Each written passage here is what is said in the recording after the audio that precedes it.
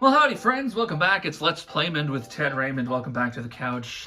Doing more EarthBound. This is Jeff here. We're traveling through Winters, our third friend. Or I guess second friend, if you don't count Ness as a friend. Jeff has picked up his pal, the Bubble Monkey, here.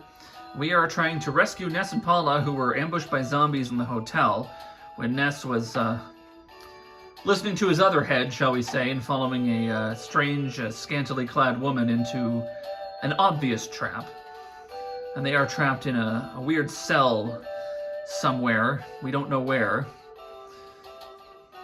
But Jeff has been contacted psychically by Paula to come and rescue them. So that's where we're headed. This is Winters. It's a small country to the north of Eagle Land.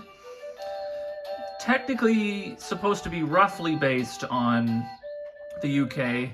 It's got some British landmarks or the equivalent. There is Stonehenge. We've heard talk of Stonehenge, and we briefly saw it if you were watching in the last episode. A little bit of Stonehenge, and somebody mentioned it. And then there's also a rumor about a creature called Tessie in Lake Tess. It sounds familiar.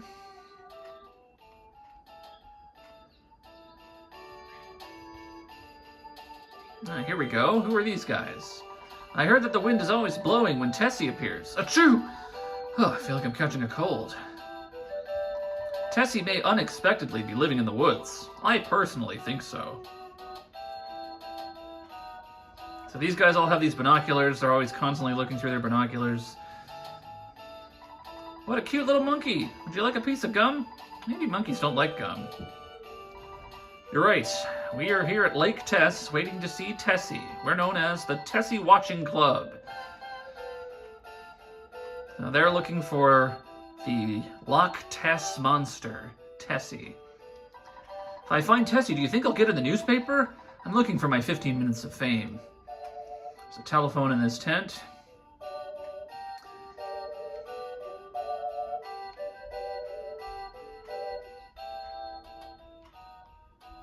Also, you'll notice, we'll see how it works out in the recording, but when you go in the tents, the music gets a little quieter.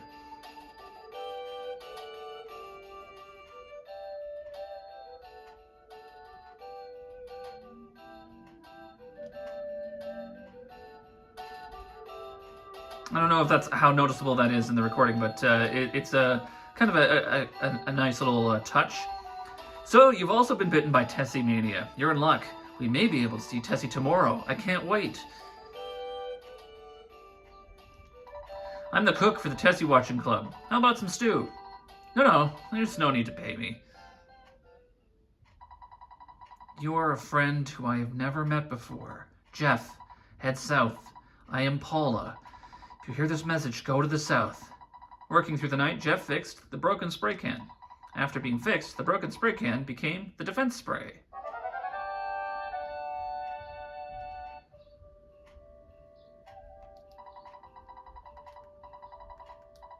You're full, aren't you? So Jeff can fix broken items. So the defense spray is an item that is fixed from the broken spray can. Defense spray. Increase one of the friend's defense during battle. It is most effective. Use this power multiple times to layer the effect. Gone after one use. So the defense spray is a decent enough item. It's helpful towards that T-Rex bat challenge I mentioned earlier. Where, because you can sell this for like $250. So it kind of goes towards buying that bat for Ness. But we're not going to do that today. We're just going to keep going. So it's morning now. Maybe that whirlpool is... This is what we've been waiting for. Finally, it's coming out. Excuse me. Tessie is emerging. Fart jokes. What a cute little monkey. Would you like a piece of gum? Maybe monkeys don't like gum.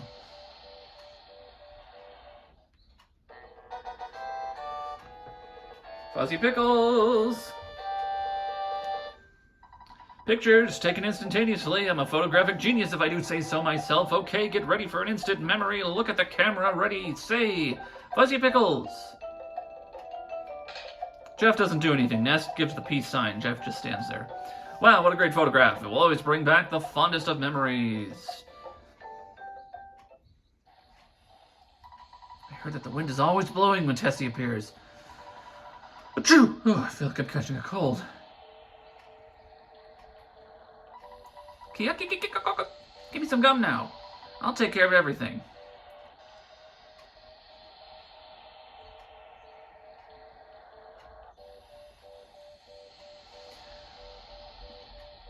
Tessie, I love this design. It's so goofy.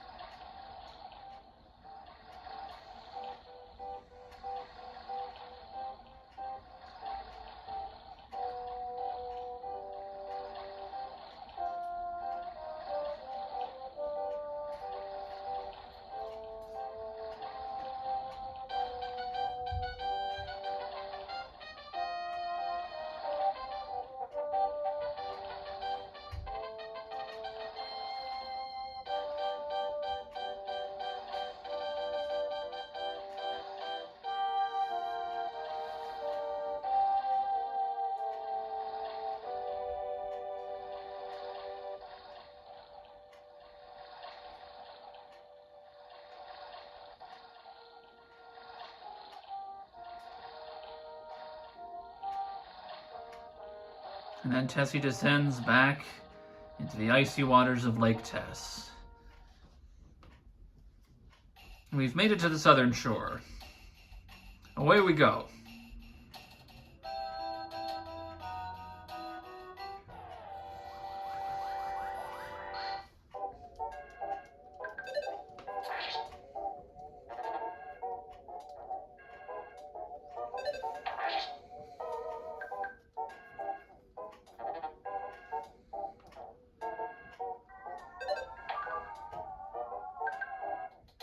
So the Gruffgo can dodge your attacks, because I mentioned earlier that shoot attacks don't miss, but enemies still have the ability to dodge. It's just you won't miss in the same way that Ness will get a just missed message. Jeff will never get that. But as I mentioned also previously, the downside is that Jeff can never get a smash attack. Another salt packet. Well, okay, we've got a bunch of salts, I suppose. Ooh, hey, it's a pencil statue. For some weird reason, a pencil-shaped iron statue is blocking the path. Well, Jeff does not have the pencil eraser, so we have to go in this cave. This dungeon has no entrance fee. Come on in. Brick Road. So if I eat a cookie right now, I'm going to put salt on it. Jeff took the salt packet and used it on the cookie. It didn't taste very good. Jeff recovered 7 HP. Alright. Welcome to my modest dungeon. Brick Road.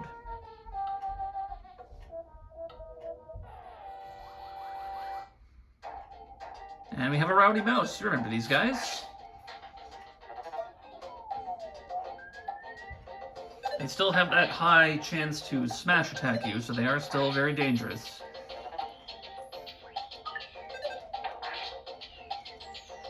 But we got lucky on this one. Jeff's level is now level 5. Vitality went up by 1. IQ went up by 1. Maximum HP went up by 7.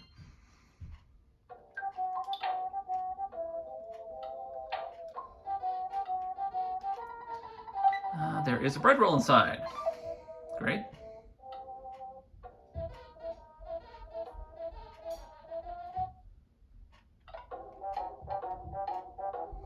So I'll go over this way first.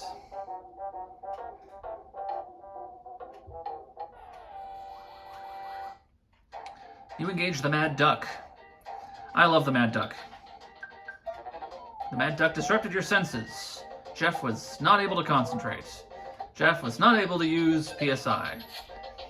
Jeff doesn't have PSI. He never gets psychic powers. Mad Doc's offense is 12, defense is 24, vulnerable to fire, vulnerable to freeze. Jeff saw a present behind the enemy. Inside the present, there was a fresh egg. Jeff takes it. Jeff does not have any PP. So the Mad Duck does kinds of wacky things. He also pecks at your eyes. But Jeff does not get psychic powers. He never learns any PP or psychic abilities. On the other hand, though, he gets items. He's an item guy. So he has all these different items that only he can use that can deal damage, like this big bottle rocket. I'm not using it yet. I'm holding on to it. I'm going to use this fresh egg. Put the salt on it. That didn't taste very good. But we got our HP back. There's an insecticide spray inside. Jeff takes it. A lot of the Jeff items that he can repair are either, and yes, this present box is moving. This is the worthless protoplasm. This is a slime joke. But no one came. Dungeons typically have slimes in them. In other video games, slimes are a common staple enemy. So that's what this worthless protoplasm is all about.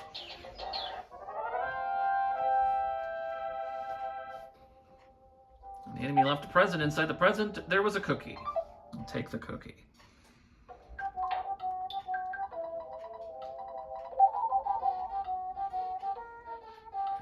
The Brick Road dungeon is a goofy little thing that I rather like. It's like, he's like a guy who's designing a dungeon like in a video game, but in the reality of this world, where he's kind of like making his own little dungeon, which is so weird. There's a broken iron inside. So that's one of the things that Jeff can fix. Broken iron, a contraption that looks like an iron. That genius Jeff should be able to fix it sometime.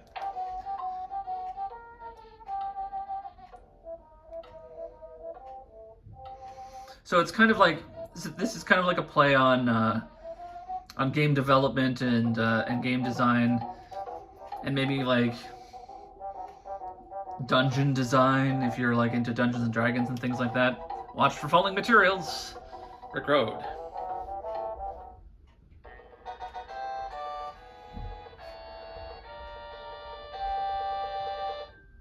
Pictures taken instantaneously. I'm a photographic genius if I do say so myself. Okay, get ready for an instant memory. Look at the camera, ready, say, Fuzzy Pickles. Wow, what a great photograph. Will always bring back the fondest of memories. And away he goes. So he does photograph Jeff as well. Just a photo man. I always thought in my headcanon that the photo man was like Ness's dad in a disguise. But like I think canonically he's just the photo guy.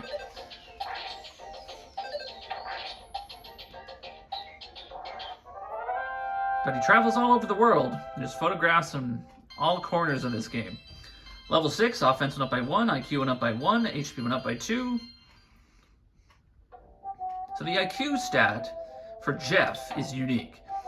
IQ governs how many psychic points you get, and it's tied into that level of things. So you want, like Ness and Paula, to have a lot of IQ because they get more PP to use their abilities. Jeff, however, never has PP. His psychic points will always be 0. So why does he need IQ for? The higher his IQ, the more things he can repair. He needs a higher IQ level to repair these items. So like the broken air gun, the broken iron, the broken spray can. There's a threshold of a minimum amount of IQ that he needs for a chance to repair it when you stay overnight at a hotel, or in the case of having the stew at Lake Tess. Anytime that you spend the night somewhere, Jeff has a chance to fix something, but only if it's in his inventory and if he has enough IQ. Ooh, a croissant inside. So as we can see with this dungeon, it's very simple. It's a modest dungeon. It's got a few very basic monsters inside. I don't know, I like it. Hey, good job, monkey. 7 damage. Oh, sizing up the situation, the worthless protoplasm felt a little strange. Oh, it dodged quickly. Oh, unusual. Nah, he still hit me.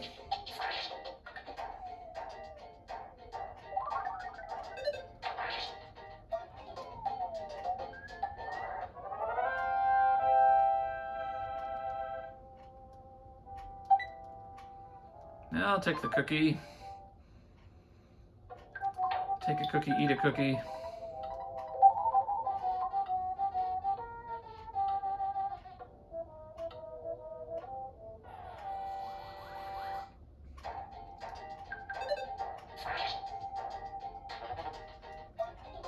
Ooh, 14 damage. I should be able to take him out in one more shot. So, weren't at risk there. Whew. That was close. We'll eat that bread roll. We'll eat the boiled egg. There we go. Stun gun inside. So that is a better weapon. There we go. A few extra points of attack.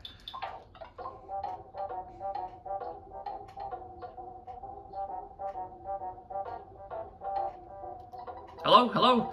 Maxwell Labs here. Oh, hello, Jeff. Would you like me to keep a record of your journey? Alright, I have everything written down. You want to take a break now? I've become such a hard worker. I've got to get back to work myself. Go for it, bad boy. Way to go! Please come back again. Brick Road. Great. We got through Brick Road's dungeon. And here he is. Maybe it was too easy? My name's Brick Road, the dungeon developer. I've devoted my life to making dungeons.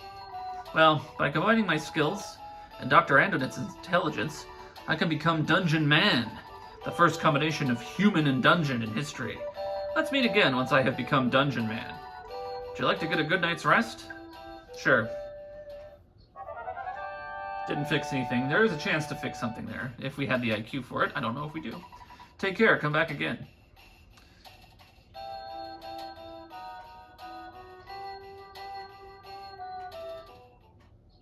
And now we're in another cave. This is not a Brick Road dungeon. This is just a cave.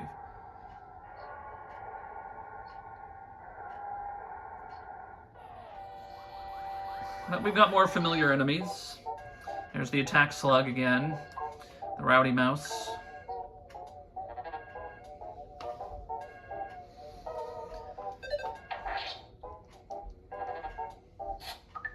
This is very similar to the giant step dungeon. The attack slug's defense is... Ooh, there we go. That's a smash attack. The attack slug defense is pretty low, so the monkey actually does a decent amount of damage to it.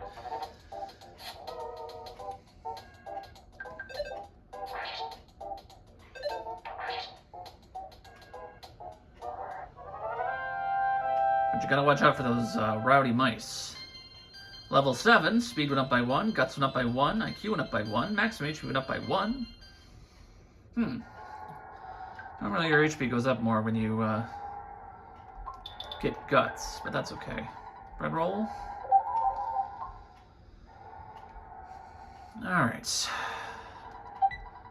Ooh, there's a hamburger inside. Excellent. Jeff relies on those items to get through this part of the game. This is the Strutting Evil Mushroom. Now, this is different from the Ramblin' Evil Mushroom. Strutting Evil Mushroom is attacking, just missed. Alright, offense is 15, defense is 10, vulnerable to fire, vulnerable to freeze, susceptible to brain shock. Oh, and it had a present. Inside the present, there was a cookie. Jeff takes it. Alright, we got a free cookie. The Strutting Evil Mushroom will never mushroomize you. And the reason for that is simple. There's nowhere to cure it around here. There's no way for Jeff to get rid of that status. Functionally, I believe it is identical to the Ramblin' Evil Mushroom from Tucson, with the exception of the fact that it will never mushroomize you. The attack slugs, I believe, are also the same as the ones in Giant Step, in that they will be able to concentrate and use hypnosis after a while. But I could be wrong about that, because these ones have this little bit of pink on them that I don't remember being on the other ones. So it's possible that these slugs are also slightly different. Level 8. Oh, baby! Offense went up by 4. Oh, baby! Defense went up by 3. Oh, baby! Speed went up by 3. Vitality went up by 1. It's Vitality that gives you the HP, not Guts. IQ went up by 1. Luck went up by 1. Maximum HP went up by 12. There we go. That's what I was thinking of.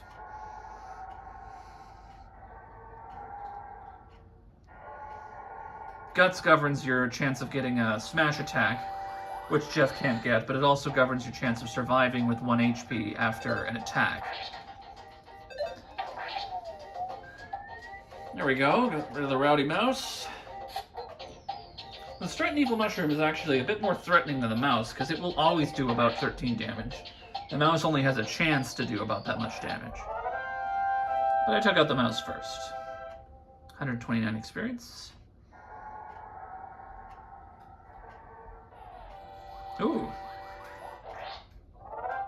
Easy peasy. 95 and a cookie. Whoops. I think that's the other difference. If I'm not mistaken, the Ramblin' Evil Mushroom drops ketchup packets and not cookies.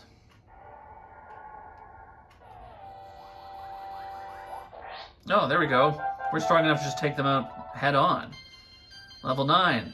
Guts up by 1, IQ up by 1, HP up by 1. Enemy left the present. Inside the present there was a cookie. Just keep eating those cookies. Cheap bracelet. It's a nice little defense boost. There we go.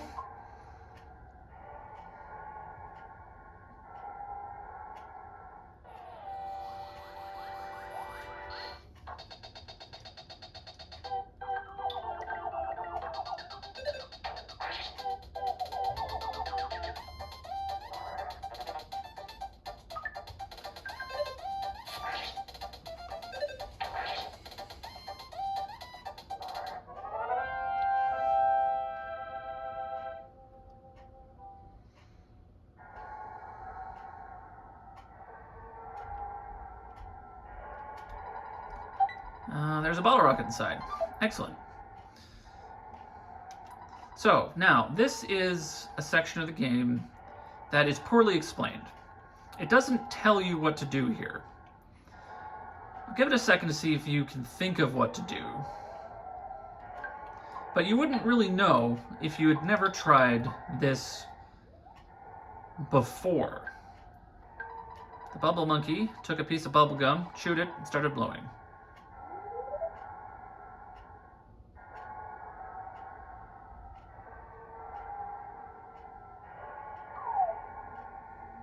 Bubble monkey is how you solve this puzzle.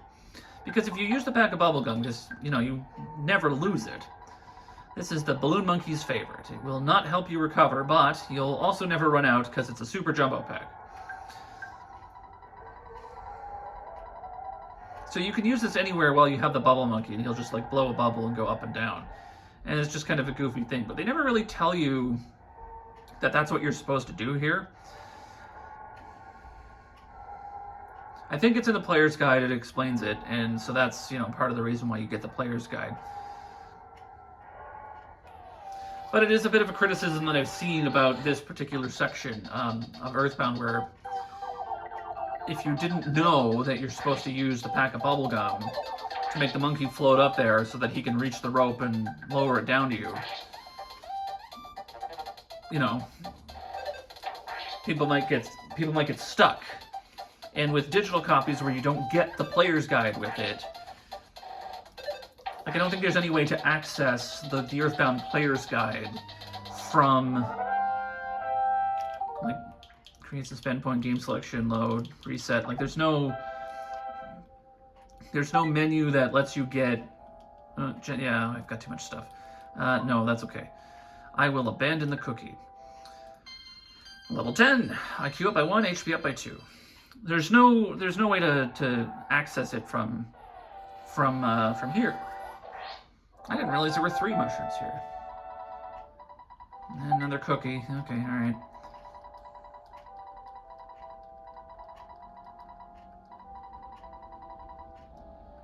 We leave the cookie behind yet? I'm sorry, I'm just kind of mashing buttons.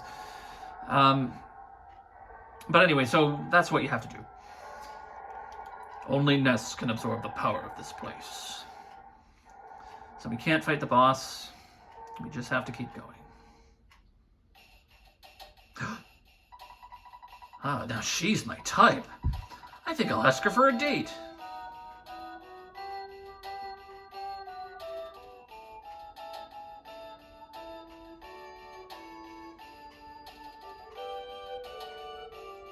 And with that, the bubble monkey's gone. But here's Stonehenge.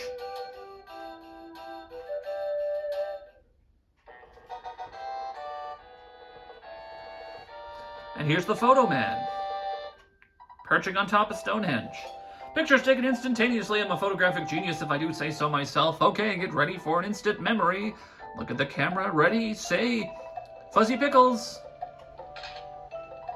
Wow, what a great photograph. Will always bring back the fondest of memories.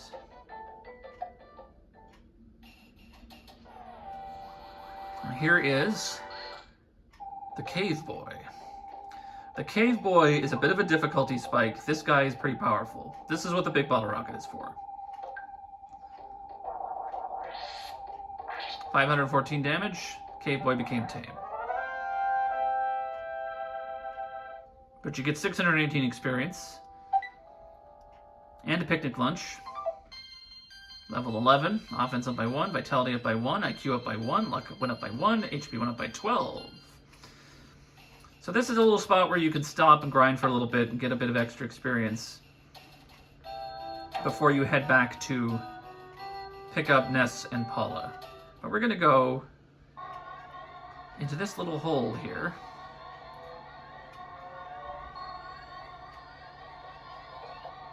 Because there's a very bizarre kind of experience down here.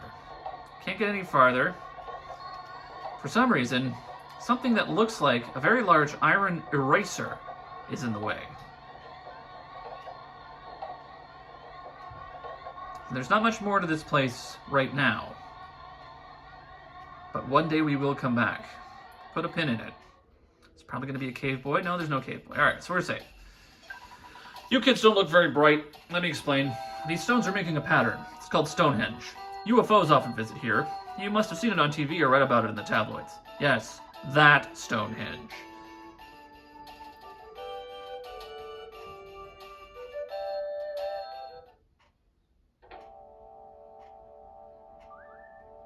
This is another area where the music is very liminal. It's just got a quality to it that's different from a lot of the other areas in the game. It's another one of my favorite feeling tracks, where it's just, you know, I get kind of like the hair on my arms stands up when I listen to it. Mr. Brickroad, the dungeon maker, referred you right. Not only that, what? Who? My son? Oh, I can't believe it. You're Jeff, my son. It's been maybe 10 years since I last saw you. So glad you're such a healthy boy. Those glasses look good on you. How about a donut? Well, I was only offering. I'd also like a donut right about now. Have you already checked out Stonehenge? Well, at least I asked. Okay. By the way, why are you here? Oh, I see. That girl named Paula must have sensed I was here. Okay, I'll try to help you out. I'm trying to make a phase distorter that can connect 2 points in space and time. It's still incomplete. I'll let you use another invention I call the Sky Runner. It's a little bit old, but it'll certainly help. When you're bored, always listen for the message that comes from your destination. You'll get there for sure if you listen to the message. The round machine over there is the Skyrunner. What do you think? Isn't it neat? Get in. Let's get together again in 10 years or so. So Jeff's dad is kind of distant. This is the Skyrunner.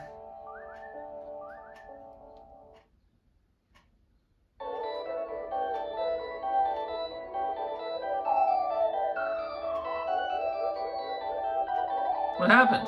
It's not moving. Hey, why didn't you try pressing the button on the controller?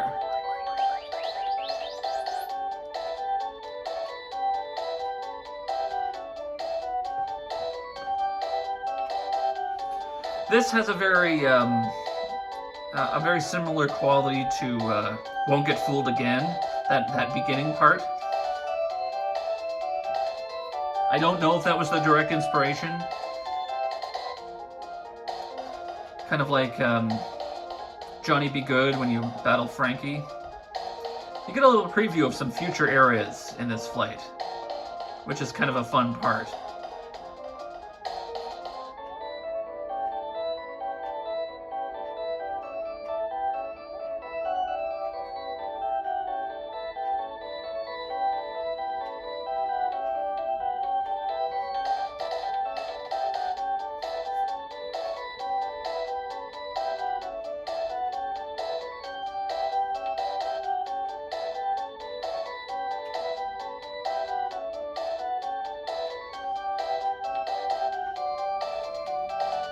This is a very 50s style UFO too, right? The circular shape and the ring around it.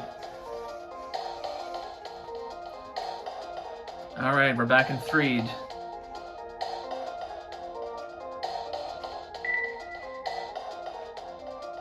Trying to pick up the message. I gotta wonder what the people are thinking when they see this thing. I mean, they're already dealing with zombies. Like, what's the worst that could happen? Oh, here's an alien.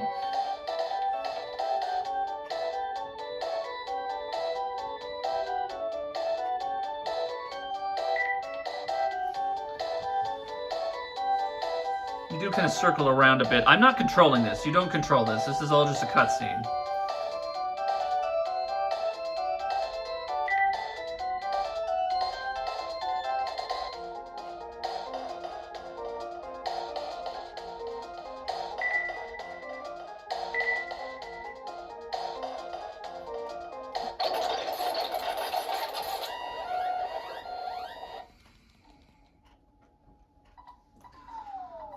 Man, oh man, did that ever scare me.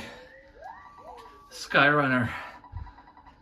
I guess it took a little damage while I landing. Oh well. You don't have to explain a thing. I'm Jeff. I came because you called me. Not very strong, really nearsighted, kind of shy, and I tend to be a little reckless. This is just the way I am. I hope you want me to be your friend, okay? Yes. All right. Let's get back to the journey then.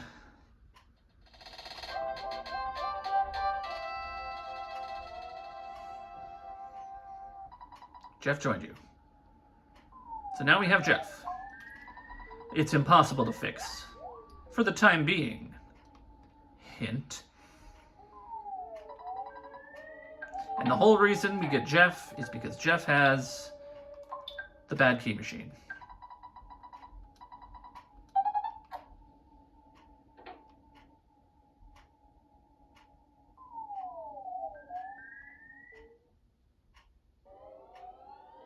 And we're out. We weren't taken very far.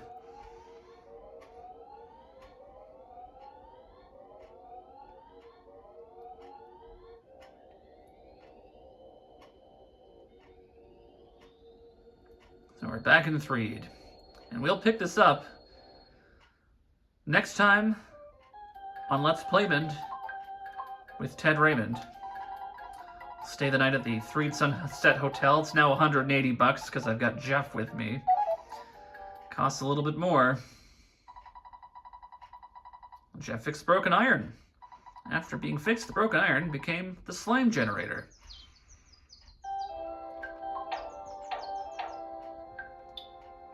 Where did it end up? Slime generator. Items for Jeff. Sprays a sticky substance that stops the enemy from moving. Can be used many times. So you use this to spend Jeff's turn stopping an enemy from having their own turn. It's okay. It's not the most useful thing. Sir? Oh, you got up early today. The guest newspapers that were delivered to the hotel today are different than normal. The paper is called the Zombie Herald. I'm scared, but let me tell you what's in it. 2 human kids escape by somehow opening their cage. We already made the paper. A few days ago, the zombies got some kids at this hotel. The boy had a red cap. Hey, it was you!